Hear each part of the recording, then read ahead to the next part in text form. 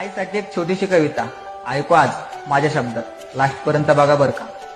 छोट्या घरातली मोठी असती, तिच्या समोरच शानबाळ, तिच्या समोरच मस्ती, जन्माआधीची आमची 9 महिन्याची दोस्ती। आई माझी सकाळी लवकर उठवणारा गजर, वाईट काळात हजर, प्रत्येक कामावर नजर। आई माझी चहा थंड करणारी बशी, तिचा हात माझी उशी, माझं जग तिची खुशी। काय सांगू कशी, देवळात देवी असते तशी माझी आई।